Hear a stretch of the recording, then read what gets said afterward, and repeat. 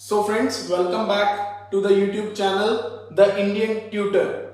इस चैनल पे हम डिस्कस करने वाले हैं पूरी जेई लेवल की फिजिक्स फ्रॉम बेसिक स्क्रैच से लेकर पूरा कोर डीप तक हम बेसिक फिजिक्स को पढ़ेंगे। तो उसके लिए ये एक वीडियो सीरीज चल रही है, लेक्चर सीरीज चल रही है। ये उस लेक्चर सीरीज का फोर्थ लेक्चर है या ये कह सकते हैं फोर्थ वीडियो है, जिसमें हम यूनिट 2 है जो हमारी जेई लेवल में फिजिक्स की, उसकी बात करने वाले हैं, जिसका नाम है बेसिक मैथमेटिक्स इन फिजिक्स। इसका ये पार्ट सेकंड है। पार्ट फर्स्ट इसका मैंने अपने यूट्यूब चैनल पे अपलोड कर रखा है, आप वहां से चेक कर लीजिएगा। पार्ट फर्स्ट में मैंने इसके डिस्कस किया है हमारे बेसिक जो ट्रिग्नोमेट्री के ग्राफ होते हैं, साइन थीटा, कॉस थीटा, और उनकी मैनिपुलेशंस, उनकी आइडेंटिटीज के बारे में डिस्कस किया है। तो ये इस बेसिक मैथमेटिक्स इन फिजिक्स का पार्ट सेकंड है। इसमें आज हम बात करने वाले ग्राफ्स के बारे में, स्लोप एंड जो बेसिक इक्वेशन होती है स्ट्रेट लाइन की ax + by + c = 0, उसके बारे में बात करने वाले हैं। तो अगर आपने अब तक चैनल को सब्सक्राइब नहीं किया है तो प्लीज सब्सक्राइब कर लें एंड बेल आइकन दबा दें फॉर लेटेस्ट वीडियो अपडेट्स। और अगर वीडियो अच्छी लगे तो प्लीज लाइक करें। कोई डाउट हो तो आप मुझसे पूछ सकते हैं, मुझे मेल कर सकते हैं, या नीचे दिए गए कमेंट बॉक्स में आप पिन अप कर सकते हैं अपना कमेंट। तो हम वीडियो स्टार्ट करते हैं। और इससे पहले आप जो पहले वाली इसकी 3 वीडियोस है वो चेकआउट कर लीजिएगा। मैं आई कार्ड में लिंक डाल दूंगा, तो आप वहां से देख लीजिएगा। उसमें तीनों यूनिट्स हैं। First video is units and dimension, जिसमें हमने यूनिट्स कवर किया है। सेकेंड वीडियो है डायमेंशंस पे, और थर्ड वीडियो है बेसिक मैथमेटिक्स इन फिजिक्स का part 1 trigonometry, and this is the fourth video graphs. तो let's start with the video. तो हम ग्राफ्स के बारे में बात करें तो बेसिकली जो हमें फिजिक्स में काम आने वाला है वो general equation of straight line की बात करें। अगर कोई भी straight line passing through origin है तो उसके कांस्टेंट की वैल्यू 0 होती है। तो उसकी जो स्टैंडर्ड इक्वेशन की टाइप बनेगी वो बनेगी ax + by = 0 टाइप की। मतलब अगर हमें कोई भी इक्वेशन दे रखी हो जिसमें वेरिएबल के अलावा कोई कांस्टेंट की वैल्यू ना आ रही हो तो वो इक्वेशन ओरिजिन से पास करेगी। अब तक हम ग्राफ कैसे बनाते हैं, हमें कोई इक्वेशन गिवन है, for example let's say y = x। तो हम क्या करते हैं, हम टेबल बनाते हैं, एक साइड x लिखते हैं, एक साइड y लिखते हैं। x में इनपुट देते हैं, y में आउटपुट देखते हैं, जो हमने टेबल यहाँ पे देख रखा है। तो इनपुट आउटपुट को हम ग्राफ पेपर पे प्लॉट करते हैं। Positive x axis minus negative x axis, positive y axis negative y axis, और उन पॉइंट्स को ज्वाइन करके हम लाइन ड्रॉ कर लेते हैं, हमारा ग्राफ ड्रॉ कर लेते हैं। इसी तरह से अगर आप कोई और एग्जांपल लें, 2x + y = 0, इसमें भी कांस्टेंट की वैल्यू 0 है, तो मतलब ये लाइन भी ओरिजिन से पास करेगी। इसका भी आप ग्राफ बना के देख सकते हैं। और इसका ग्राफ प्लॉट करने के लिए सिमिलरली हम पॉइंट्स इनपुट x पे इनपुट देंगे, y पे आउटपुट लेंगे, या y पे इनपुट देंगे, x पे आउटपुट लेंगे। तो ये बेसिक तरीका है जो अब तक हम यूज करते आए हैं लाइंस को बनाने का। आगे जाके कुछ प्रैक्टिस के बाद आप देख के बता सकेंगे कि इस लाइन का कितना स्लोप है या जो भी है, क्योंकि वो जो y = mx + c टाइप से m उसमें स्लोप होता है, वो हम डिस्कस करते हैं अभी आगे। तब तक के लिए अगर हमारे को कोई इक्वेशन गिवन हो जिसमें x = सम कांस्टेंट हो, तो वो इक्वेशन एक लाइन बनेगी जो कि होगी पैरेलल टू y एक्सिस के। और अगर हमारे को कोई इक्वेशन गिवन हो जिसमें y = सम कांस्टेंट हो, तो वो इक्वेशन की जो ग्राफ बनेगा वो line parallel to x axis बनेगी। तो ये एज ए रिजल्ट है, ये हमें याद रखना है, इंपॉर्टेंट है हमारे लिए कि x = constant is a line parallel to y axis and y = constant is a line parallel to x axis. और जितनी भी ये न्यूमेरिकल वैल्यू होगी जिसके इक्वल ये x या y दे रखा होगा, वो डिस्टेंस होगा उसका x एक्सिस और y एक्सिस से रिलेटिवली, रिस्पेक्टिवली। तो और अगर हम इस रिजल्ट से ये रिजल्ट फ्रेम कर सकते हैं कि इक्वेशन ऑफ x एक्सिस क्या होगी, y = 0, क्योंकि x एक्सिस पे y कोऑर्डिनेट क्या होता है, 0। और इक्वेशन ऑफ y एक्सिस क्या होगी, x = 0, क्योंकि y एक्सिस पे x का कोऑर्डिनेट क्या होता है, 0।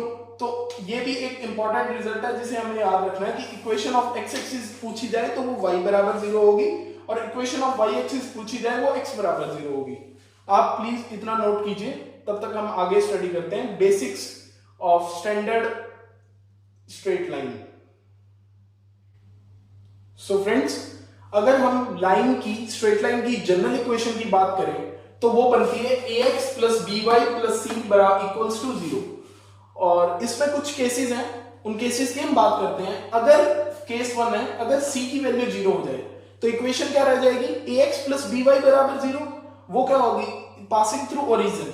ये मैंने अभी आपको पिछले केस में डिस्कस किया था कि दो एग्जांपल लेके 2x plus y equals to 0 and x equals to y, दोनों का ग्राफ आप ड्रॉ करके देखेंगे तो दोनों ओरिजिन से पास करते हैं। तो जब भी किसी लाइन की इक्वेशन में c की वैल्यू 0 हो जाए तो वो लाइन ओरिजिन से पास करेगी। नेक्स्ट केस, इफ b की वैल्यू 0 हो जाए, b की वैल्यू 0 होने का मतलब y वाली टर्म खत्म हो गई इक्वेशन से। इक्वेशन बनी x बराबर सम कांस्टेंट, और x बराबर सम कांस्टेंट क्या होती है? And lie a graph which is parallel to y axis. और थर्ड केस की बात करें, अगर a की वैल्यू 0 हो जाए तो x का कोएफिशिएंट खत्म हो गया, x का कोएफिशिएंट खत्म हो गया तो बची क्या इक्वेशन? y बराबर कांस्टेंट, और y बराबर कांस्टेंट क्या बनती है? A line parallel to x axis. Similarly अगर a भी 0 हो जाए और c भी 0 हो जाए, तो a और c 0 कर दे तो अपने पास इक्वेशन में क्या बचेगा? by बराबर 0, by बराबर 0 मतलब y बराबर 0, y इक्वल्स टू 0 क्या होती है? Equation of x axis. अभी मैंने आपको पिछली स्लाइड में बताया था। और फिफ्थ केस की बात करें, अगर b और c दोनों 0 हो जाए, मतलब इक्वेशन में सिर्फ x बचा है, x बराबर 0, x बराबर 0 क्या होगी? Equation of y axis. तो ये 5 केसेस हैं general equation of straight line के केस में, जिन्हें हम थोड़ा याद रखें या थोड़ा अच्छे से समझ लें तो ये हमारे काम आएंगे। जब भी हम ग्राफ ड्रॉ करेंगे तो हमारे लिए ग्राफ ड्रॉ करना थोड़ा इजी हो जाएगा। अब इसका नेक्स्ट टॉपिक है कि modification of general equation of straight line in 2 variable. यहां पे हम देख सकते हैं 3 वेरिएबल है a, b और c। अब मैं इसे 2 वेरिएबल में कन्वर्ट करना चाहता हूं तो कर सकते हैं। मैंने क्या किया, इस जनरल इक्वेशन को -c से डिवाइड कर दिया। -c से डिवाइड किया तो मेरे पास इक्वेशन क्या बची? ये बची -ax by c minus by by c equals to 1, क्योंकि -c बाई -c क्या हो जाएगा? 1। तो यहां से अगर मैं मान लूं कि let -c by a is another variable. So friends, next topic है हमारा slope of a straight line. अब हम बात करें स्लोप का मीनिंग क्या होता है कि कोई चीज कितनी एंगल पे रिक्लाइंड है, मतलब कितना वो उसका इंक्लिनेशन है बेस से, उसे हम कहते हैं स्लोप। सिंपल भाषा में यही मतलब ऑलमोस्ट सिमिलर वे में हमारा मैथमेटिक्स में भी है। इसकी डेफिनेशन क्या होती है? Slope is defined as tangent of the angle made by the straight line with positive x axis in anti clockwise direction. मतलब कि अगर मैंने कोई लाइन का ग्राफ ड्रॉ किया और उस ग्राफ में जो वो स्ट्रेट लाइन का ग्राफ आया है वो पॉजिटिव एक्स एक्सिस से एंटी क्लॉकवाइज डायरेक्शन में कितना एंगल सबटेंड करता है, उस एंगल का जब tan ले लेंगे हम, उस एंगल की जब tan में वैल्यू ले लेंगे, वो हमारी उस स्ट्रेट लाइन का स्लोप जस्टिफाई करता है। तो स्लोप का फॉर्मूला क्या आ गया? tan theta, where theta is the angle made by the straight line with positive x axis in anti clockwise direction. अब इस चीज को हम ग्राफ से देखते हैं। ग्राफ में मैंने 2 पॉइंट लिए, कोई भी x1 y1 और x2 y2। अब इन पे परपेंडिकुलर डाला ऐसे। अब ये देख सकते हैं कि ये जो डिस्टेंस है ये x2 माइनस x1 होगी, और ये वाली डिस्टेंस AB, लेंथ BD क्या हो जाएगी? x2 माइनस x1, और लेंथ AB क्या हो जाएगी? y2 minus y1। और tan थीटा का फॉर्मूला कल हमने पढ़ा था PPP अपॉन HHB। तो पाकिस्तान मतलब साइन थीटा होता है P by H, cos theta होता है B बाय H, और tan थीटा होता है P by B, perpendicular upon base. तो इस थीटा के लिए परपेंडिकुलर क्या है? y2 माइनस y1, और बेस क्या है? x2 minus y1, x2 minus x1। सो हमारे tan थीटा की वैल्यू क्या आ गई? y2 minus y1 upon x2 minus x1, और tan थीटा होता क्या है? स्लोप। तो अल्टीमेटली हमारा स्लोप का फॉर्मूला क्या आ गया? y2 minus y1 upon x2 minus x1। अब हम बात करें कि ये थीटा और ये थीटा सेम कैसे हो? ये ऐसे सेम हो कि अपने को ये पता है कि पैरेलल लाइंस होती हैं, हमने पढ़ा है, उनमें कॉरस्पॉन्डिंग एंगल्स इक्वल होते हैं। ये वाला एंगल इसके बराबर होगा, ये वाला एंगल इसके बराबर होगा। इस वजह से थीटा कांस्टेंट चलेगा क्योंकि ये लाइन स्ट्रेट है। अब हम बात करें कि tan थीटा या स्लोप पॉजिटिव या नेगेटिव या 0 आ सकता है, बिल्कुल आ सकता है। इसके 3 केसेस हैं, हम डिस्कस करते हैं। फर्स्ट केस है, उसमें क्या कहता है कि अगर तो थीटा 90 डिग्री से छोटा है तो हमारे tan की वैल्यू आएगी पॉजिटिव, क्योंकि कल भी हमने पढ़ा था कि ASTC after school to college, तो यहाँ पे all trigonometry ratios are positive. तो थीटा अगर 90 से छोटा होगा तो tan थीटा पॉजिटिव आएगा, tan थीटा पॉजिटिव आएगा मतलब स्लोप पॉजिटिव आएगा। सेकंड बात करें, अगर थीटा 0 हो गया तो स्लोप 0 हो गया, क्योंकि tan 0 क्या होता है? 0। और tan स्लोप नेगेटिव आ सकता है? हाँ जी, बिल्कुल नेगेटिव आ सकता है। स्लोप नेगेटिव कैसे आएगा? मतलब कि अगर हमें और सिंपल भाषा में कहें कि मतलब x कोऑर्डिनेट को अगर मैंने 1 से 3 लिखा और y कोऑर्डिनेट 3 से 5 चला गया, तो हमारा y कोऑर्डिनेट में चेंज आया 2 अपॉन x कोऑर्डिनेट में चेंज कितना किया 2, तो हमारी लाइन का स्लोप क्या हो गया 1। तो ये चीज स्लोप जस्टिफाई करता है, आप इसे नोट कीजिए। अब हम आगे बात करते हैं पैराबोलास के ग्राफ के बारे में। सो फ्रेंड्स, नेक्स्ट हम ग्राफ में देखते हैं पैराबोला। पैराबोला तो हम समझते हैं, अगर हमारे को कोई भी इक्वेशन गिवन हो, आज तक गिवन थी 9th 10th में कि y बराबर x स्क्वायर, तो हम ग्राफ कैसे प्लॉट करते थे, सिंपली x और y में टेबल बना के, x में इनपुट देके y में आउटपुट देके। बट अब हम ये चीज जज करते हैं कि कोफिशिएंट के साइन से या किसी कांस्टेंट की वैल्यू ऐड होने से पैराबोला में क्या इफेक्ट पड़ता है, पैराबोला के ग्राफ में क्या इफेक्ट पड़ता है, वो चीज हम जज करने वाले हैं। उसके बाद इसकी नेक्स्ट स्लाइड में मैं आपको रिजल्ट्स बता दूंगा कि पैराबोला से हमें क्या रिजल्ट्स मिलते हैं, जैसे हमने स्ट्रेट लाइन के केस में देखा था जनरल इक्वेशन में। तो अब हम बात करते हैं इस पैराबोला के लिए। सबसे पहले हमारे को गिवन है y equals to x square. मैंने x पे 0 वैल्यू डाली, y पे 0, y 1 डाली 1 आई। मैंने x पे -1 डाली तो भी y की वैल्यू 1 दी, क्योंकि स्क्वायर क्या करता है, मॉड्यूलस होता है एक तरह का, वो पॉजिटिव कर देता है नेगेटिव को। तो हमने जब पॉइंट्स प्लॉट करके ग्राफ प्लॉट किया तो ग्राफ कुछ हमारा इस टाइप शेप का बना, तो ये होता है हमारा पैराबोला।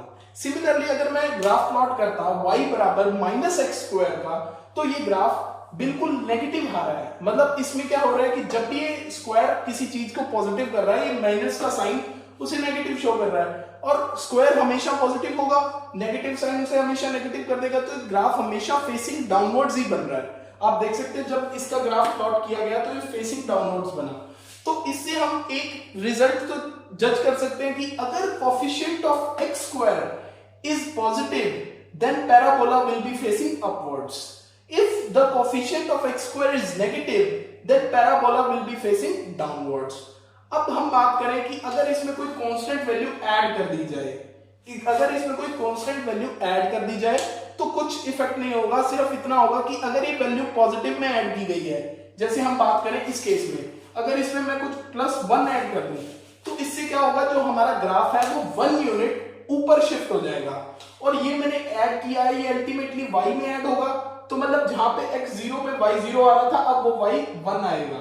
x जहां 1 पे y 1 आ रहा था, वो y 2 आएगा। मतलब हर एक चीज में +1 ऐड हो रहा है, मतलब ये ग्राफ 1 यूनिट से ऊपर शिफ्ट कर दिया जाएगा। मतलब अब इस केस में इसकी जो x एक्सिस है, अब ये ग्राफ कुछ इस तरह का बनेगा, ये 1 यूनिट और ये कुछ सिमिलर वे में कुछ ऐसा सा ग्राफ बन जाएगा, ये 1 यूनिट ऊपर शिफ्ट हो जाएगा। अगर यहाँ पे मैंने इसे -1 किया होता तो ये पैराबोला कुछ 1 यूनिट नीचे शिफ्ट हो जाता, ये यहां बन जाता। सिमिलरली हम इस केस में बात कर सकते हैं नेगेटिव के केस में, अगर मैंने यहाँ पे +1 ऐड किया होता तो ये ग्राफ 1 यूनिट से ऊपर शिफ्ट हो जाता। ऊपर शिफ्ट होने का मतलब ये ग्राफ अब ऐसा बनता, 1 यूनिट शिफ्टेड अपवर्ड्स। अगर मैं इसमें कुछ -1 किया होता तो ये ग्राफ ऐसा बनता, 1 यूनिट शिफ्टेड डाउनवर्ड्स। तो हमने अब देख लिया कि x स्क्वायर पे कोफिशिएंट का और कांस्टेंट का क्या इफेक्ट पड़ता है पैराबोला के ग्राफ पे। अब हम इसके कुछ जनरल रिजल्ट्स देखते हैं, आप इसे नोट कीजिए। सो फ्रेंड्स, अब हम देखते हैं last but not the least the parabola की जनरल इक्वेशन के बारे में। अब जो जनरल इक्वेशन होती है पैराबोला की, वो होती है y equals to ax square plus bx plus c।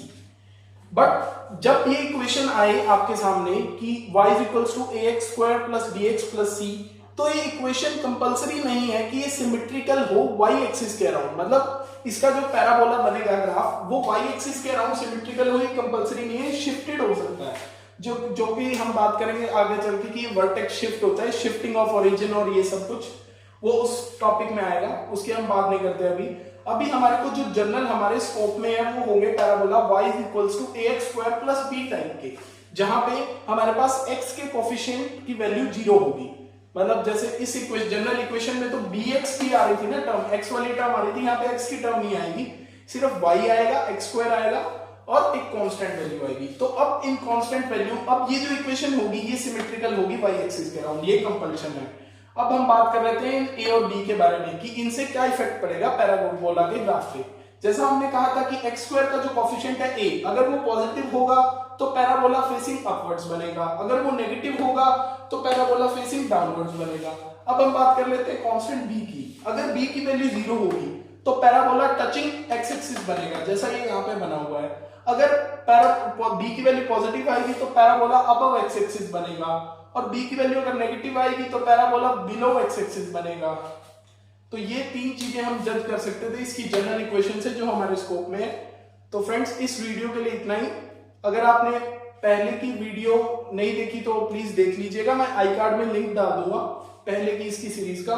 तो फ्रेंड्स अगर आपको ये जेई फिजिक्स की सीरीज अच्छी लग रही हो तो प्लीज इसे लाइक करें, यहाँ अच्छी लगे तो डिसलाइक करें, और मुझे सजेस्ट करें कि मैं क्या इंप्रूव करूं। एंड कोई भी क्वेरीज हो, डाउट्स हो तो आप कमेंट सेक्शन में पूछ सकते हैं, मुझे ईमेल भी कर सकते हैं। And please like, share and subscribe to our channel the Indian tutor. और जो भी अगर आपको किसी और टॉपिक पे वीडियो चाहिए तो अभी आप मुझे कमेंट सेक्शन में सजेस्ट कर सकते हैं, मैं उस पर वीडियो बना दूंगा। और प्लीज सपोर्ट करें इस प्लेलिस्ट को। तब तक के लिए स्टे फोकस्ड, स्टडी हार्ड। जय हिंद।